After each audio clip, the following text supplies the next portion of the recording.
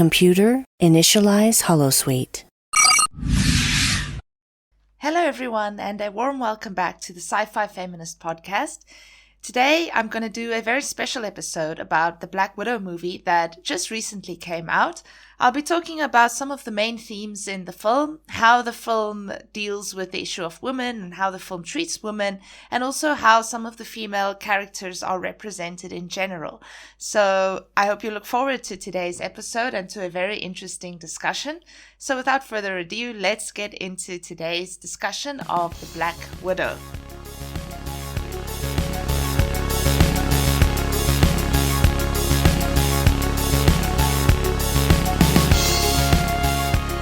So first things first, what did I think of the movie? Well, I thought it was very entertaining, it was very exciting, there was some awesome and kick-ass fighting scenes, some nice car chase scenes that I thoroughly enjoyed, and of course I'm a big fan of Scarlett Johansson as well. What a wonderful actress and what a good job she did to portray the Black Widow.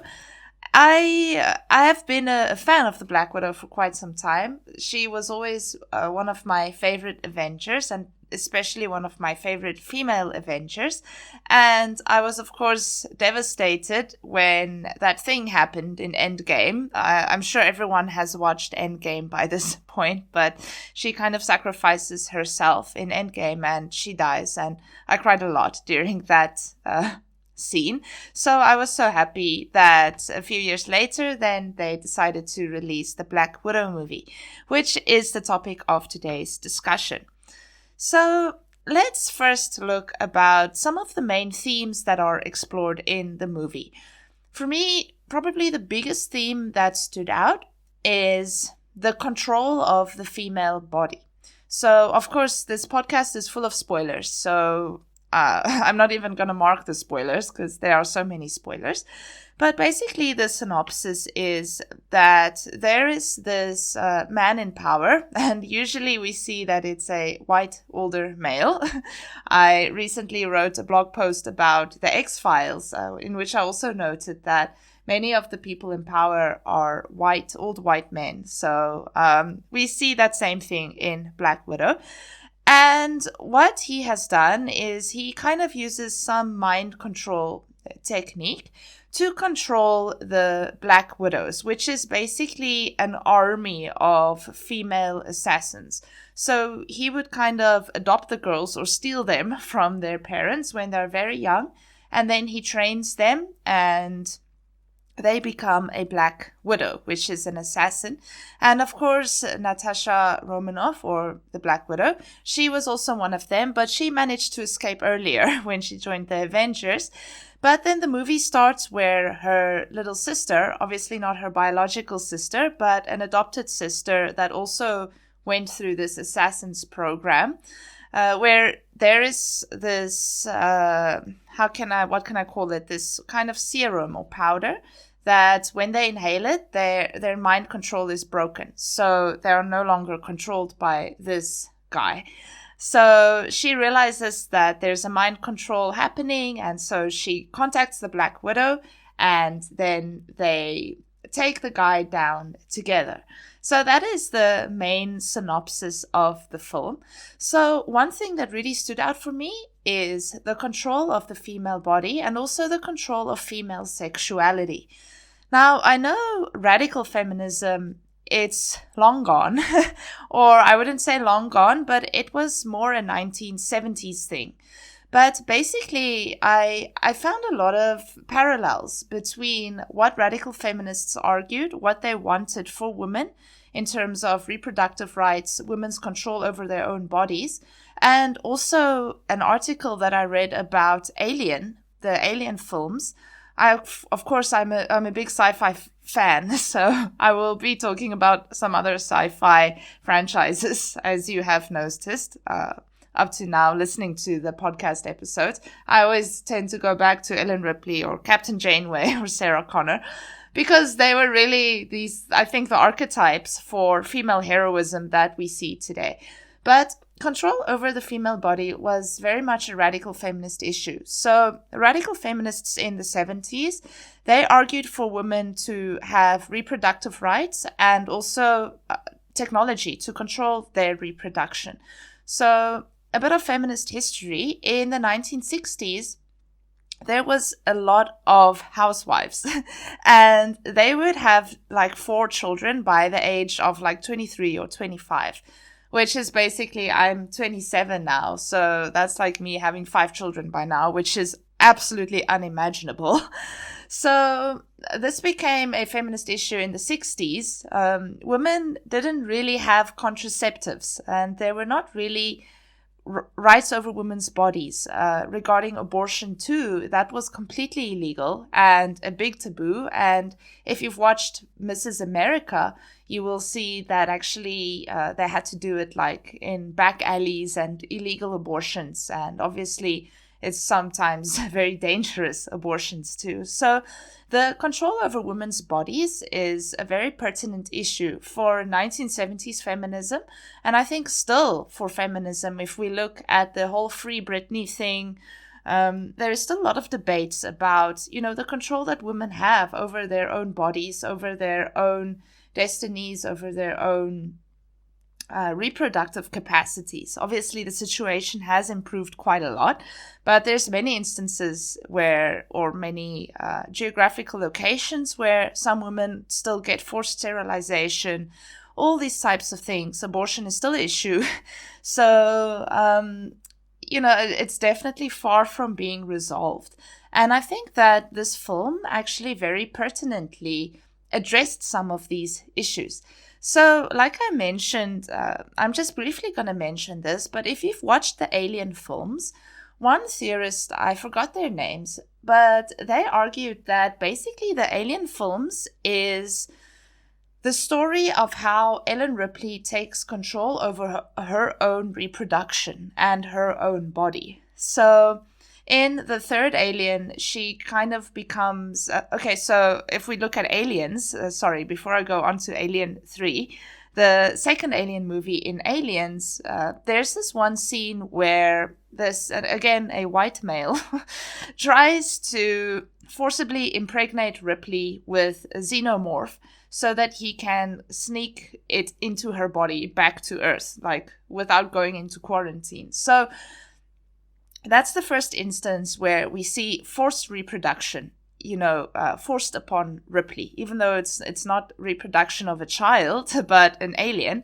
That's the first instance where we see it. And then, obviously, in the third movie, if you've watched Alien, she's the mother of an alien queen that kind of, I'm using quotation marks, rapes Ripley. So the alien, without her knowing, while she's sleeping, plants an egg inside of her, and then she actually dies in the end, carrying the alien queen.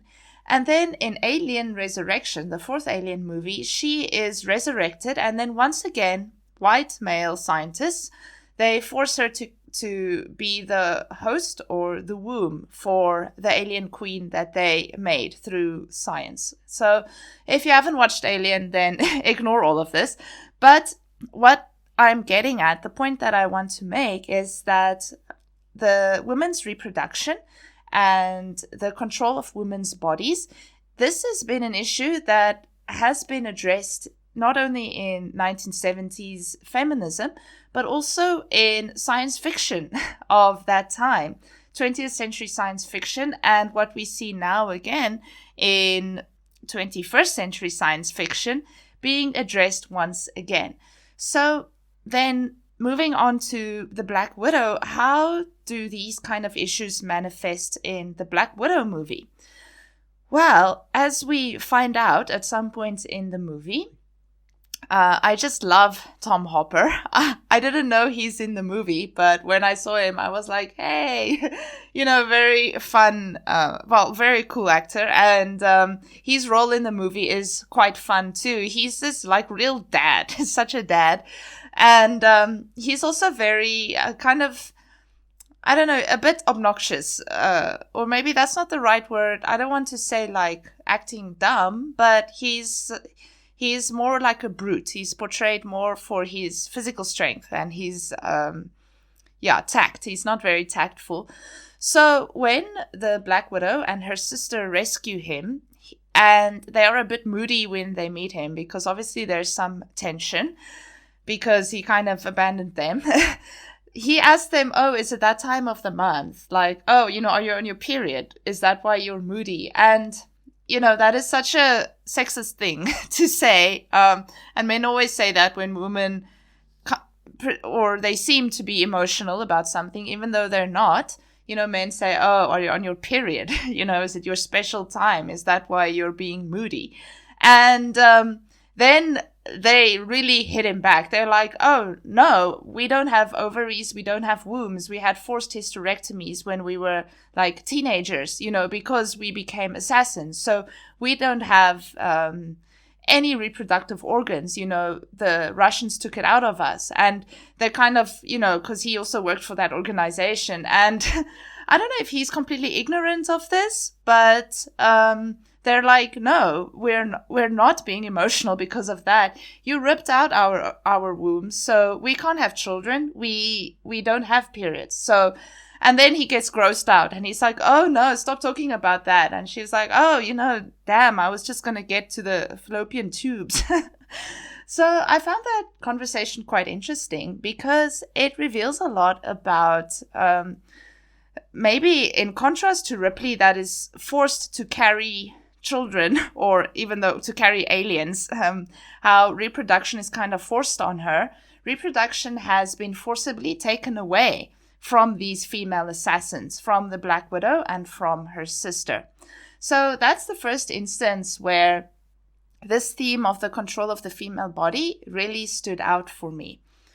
And then, of course, there is the final scene where the Black Widow tries to kill the main guy, the bad guy, the guy that did all of this to them, and that kind of uses that mind control thing to control their bodies and their agency. And she can't kill him because he implanted some pheromone into his body that if they smell it, it makes it impossible for them to kill him. Now that's pure science fiction. I was like, okay, if something like that could exist, that pheromone, as soon as they smell it, it makes it impossible for them to commit violence against him. So once again, we see how he controls especially women around him. There aren't any other men around him. He's actually surrounded only by the female assassins. So while he can slap them around like he does with the Black Widow, he kicks and slaps her around, they can't do anything to him.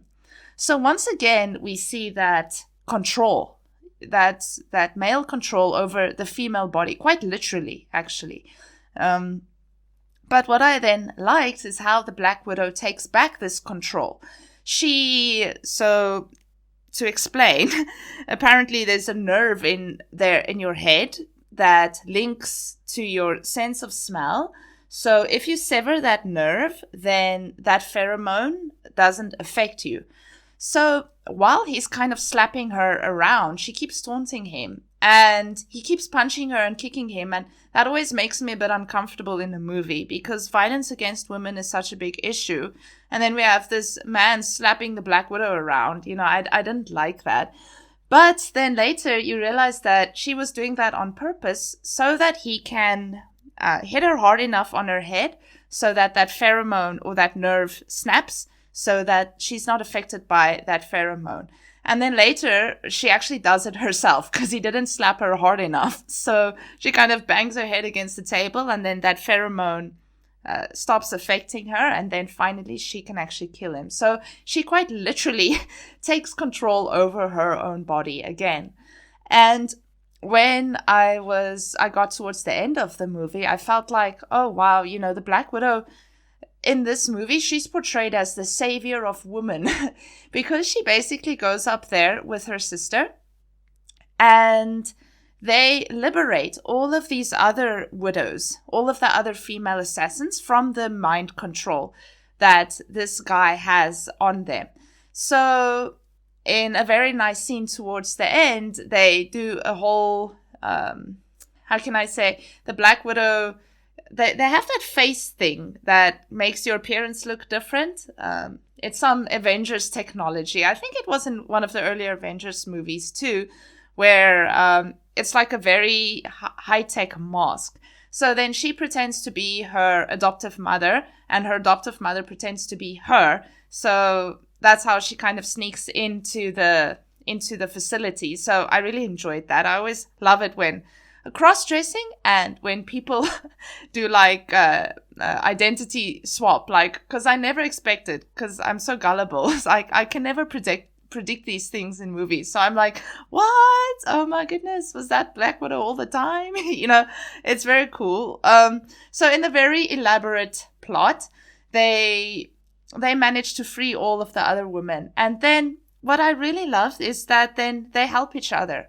And even the guy's daughter that the Black Widow thought she murdered in a bomb, he kind of also used that mind control on his daughter to make his daughter this really lethal killing machine.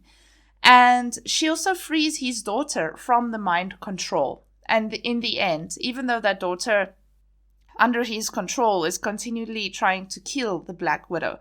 So not only is she portrayed as a very nice person or a very good person, but she frees basically all the women under this guy's control, even his own daughter.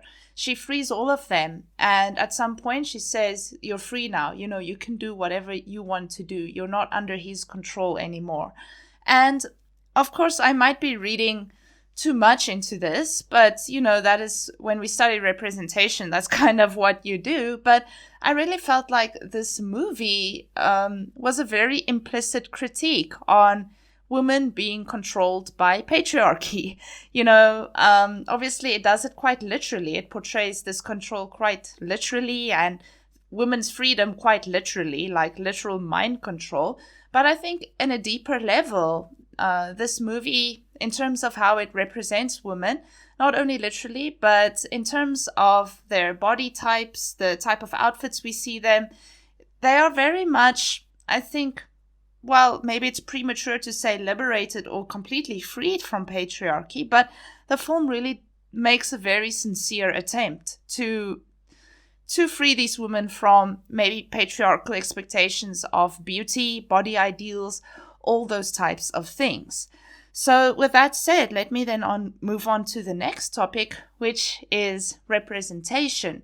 Physically, how are they represented? So I remember in the earliest Avengers movies, they must have come out like years ago now. I can't even remember how old I was when I watched the first one. But in the earlier Avengers movies, Scarlett Johansson, of course, she is a very ideal type of woman. She really conforms to Western standards of beauty. She is very beautiful and attractive, and her body is very, she's got a very, how can I say, is it hourglass shaped figure? She has all the feminine signifiers. So of course, there is still that. But what I noticed is that throughout the Avengers movies, her outfits become progressively more, I wouldn't say androgynous, but more practical for an assassin. In the beginning, her outfits are a little bit skimpy. We see kind of really low halter, what is it, like cat suit that she used to wear, to more warrior type outfits that really kind of covers her breasts, that doesn't draw attention to her thin waist and her wide hips. We don't really see much of that as the Avengers movies progress. What I noticed about their outfits in this movie is that, they do show a little bit of cleavage, but it's not over the top. Their outfits are still quite practical for assassins, I feel. And then, of course, also the Black Widow's sister. What I noticed, her body type is not this tall, skinny, totally, hourglass shape, kind of like the Angelina Jolie type. But her sister is kind of shorter, and she's really quite normal looking. And I'm not saying that in any bad way. I think it's a very positive thing to see women that actually look like actual people, not these idealized women that are totally unattainable. But, a big character in the movie, a main character, I felt like she represents, a different, or maybe not a different type of femininity, but, definitely a more attainable version of femininity. And they're both quite tomboyish too, which I also like to see. The Natasha, when she's young, actually in the beginning I thought it was a boy when we see her as a young girl with the blue hair, but then actually she's a girl. So, they're quite tomboyish. They do kind of boyish things. They're not girly girls. So I think this is definitely in line with a trend in representation where we see much more androgynous type of heroines. And I have talked about this in other episodes before too. We see that in the new version of Lara Croft, in many Star Trek heroines from the more recent Star Trek movies. Series. And when we look at Mad Max, Furiosa, all of these heroines have a similar type of look. They're more androgynous, more attainable, more, even more masculine. So there was this funny scene where the Black Widow's sister, she's like, why do you do that pose? Like, you kind of like do this pose and then you flip your hair. You're such a poser. I thought that was quite funny. And then she's like, no, I'm not a poser. I save people. So she's very offended by that, of course. But that's also a critique on, why do these heroines need to keep looking good all the time? They don't need to. They're not here for our visual pleasure, but they are actually fighters and assassins. So that, I think, the movie did quite well, and that was a very interesting change in representation that we saw in the Black Widow over the years, and now how she's finally portrayed in this last movie too. So then, once again, that being said, a theme that also came up in the film is this notion of women working together, sisterhood. And I think this is also a very, maybe second wave, definitely third wave feminist thing, is the idea of sisterhood. Women working together, women helping each other, not women being pitted against one another and always try to one-up each other, but women working together for the sake of womankind. So I found this very nice and very refreshing because, like I have commented about Cruella in the Cruella episode, and also on Raya when I did the episode on Raya and the Last Dragon, you can listen to those episodes. They are there. I forgot the episode numbers, but they are there. You can find them. I commented on the fact that, and this is definitely a Disney trope because those are two Disney movies, and also in the Maleficent Mistress of Evil, this is definitely a Disney thing. They tend to pit women against each other. There's always one good heroine and then one evil woman, and then usually the evil woman is older. So what I've really liked then about Black Widow is that, her sister finds her and then they work together. And then they also work together with their adoptive mother and also with their adoptive father. And they all help each other. And then, when she meets the sister, the deadly sister, she helps her.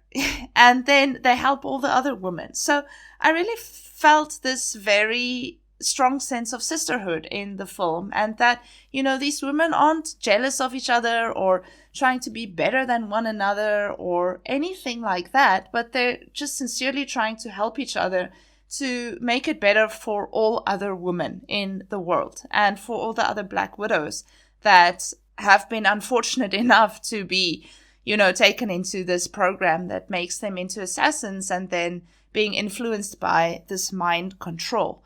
So that was very nice and very refreshing, and I think a very good thing to see, and I'm glad that that was one of the major themes of the film.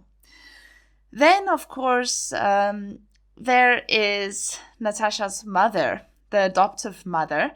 So this was a very interesting twist, and this idea of motherhood is another trend that we see in contemporary action heroines, there's such an emphasis on their relationships with their mothers. So to briefly digress, if we just look at Star Trek, in Star Trek Discovery, the main character, Michael Burnham, she literally has 3 mothers, adoptive mothers, one biological mother, of course, but many mother figures. And what we see happening here in the Black Widow movie is, first of all, that when Natasha talks to her adoptive mother, because she asks about her biological mother, so adoptive mother tells her, actually, your biological mother is just like you, so relentless and so passionate and so fiery, in their pursuit of the good. And, just in terms of their personality, she inherited that from her mother. And there's no mention of her father. And this is a very old trope to suggest that female heroes, like the old version of Lara Croft, that they receive their heroism, or they inherit their heroism from their fathers. So then some theorists have argued that that really continues the patriarchal lineage. But, that's obviously debatable. I wouldn't say I agree or disagree with that. But what we see in the Black Widow is that she inherits her heroism from her mother. So there's an emphasis on motherhood and the mother's lineage instead of the father's lineage. And then also we see that when she talks to her adoptive mother, she says, one thing you always taught me is that what doesn't kill you makes you stronger. And that has carried her through, because her adoptive mother asks her, how have you kept your heart all this time? How have you not lost yourself in all of this? And she says, because you taught me that whatever doesn't kill you makes you stronger. So again, we see a very positive representation of, women not only helping each other, but also mother and daughter relationships. Mother and daughter that inherit things from each other and that survive because of each other. So that was really beautiful for me to see too, especially because Disney keeps putting women against each other. It's always refreshing for me to see when that doesn't happen in a film. So yes, overall, Black Widow, in terms of women's representation, I think it is very progressive, and I think they did a pretty good job at the ways in which women are represented in the film. One final thing that I might add, and I think this kind of goes without saying, there are much more interesting things in the film than this, but, once again, we see a female character who is not weak, she's strong, mentally, physically, she can take a punch, she can fight, she can kick, she can do everything that a male hero can do. So, unfortunately, many times, even though female heroes are portrayed in this light, they are not weak, they are not secondary, they don't only talk about men. Many times they are sexualized, and that kind of, for me, takes away from their progressive power, but the Black Widow is not. And neither are any of the other female characters in the film. One last thing that just popped up into my mind now. I know she kind of has a romantic relationship later on within the Avengers, but in this film too, there's not anything regarding a romantic relationship. Rather they focused on family relationships, which I think is, of course, also refreshing.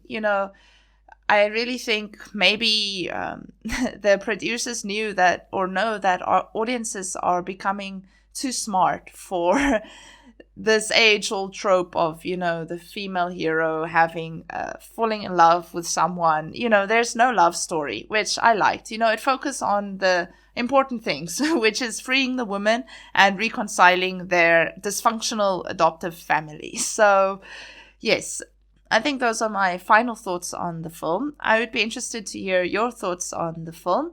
I thoroughly enjoyed it and I highly recommend it. I think they did a very good job. It was a very nice movie, very entertaining, like I said, and overall a very good watch, and also very good in terms of women's representation, or at least the representation of female heroism in a Western superhero movie.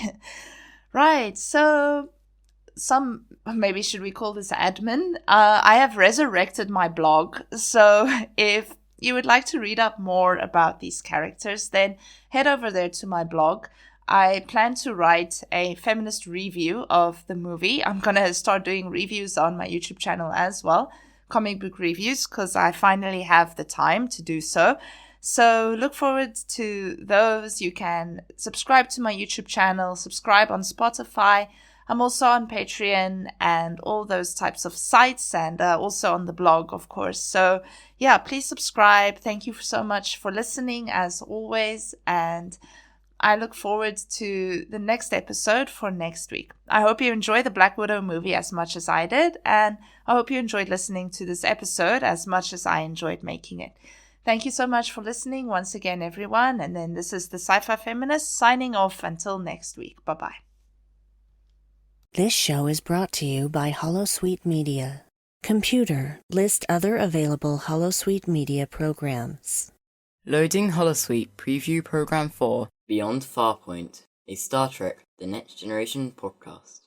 It is one of Star Trek's best episodes, not just one of Q's best episodes, it's one of Star Trek's best episodes. Definitely. It adds some real interesting depth to not just Picard, but to that relationship between Picard and Q. I think that's the one thing that runs all these episodes, even the weaker ones like Hiding Q and Encounter at Farpoint. The best thing about Q is his relationship with Picard, which is why I'm so glad he's coming back in season 2 of Picard, because Patrick Stewart and John Delancey play off each other so well. Loading Holosuite Preview Program 4, Her First Trek, a Star Trek review podcast. Anyway, they managed to save the day. Spoiler. After Kirk got beaten up By a bunch of kids. By a bunch of kids. They were smacking him with bats, and he was like being hit by the crowd. Remember when he stood up and there was blood coming out of every part of his head? He was bleeding from the ears. I mean, I'm no medical expert, but I'm fairly sure if you're bleeding from the ears after a blow to the head, you got to seek some medical attention. Yeah, from the ears, from the back You're of his probably head. having some kind of hemorrhage. I feel like his eyeballs are probably bleeding. Those kids, I mean, I know kids don't listen. I know that. Yeah. Firsthand, you know that. They really didn't listen. No, this was... It was so frustrating as was really as a stressful. viewer. After the first lot, I would have phased the lot of them.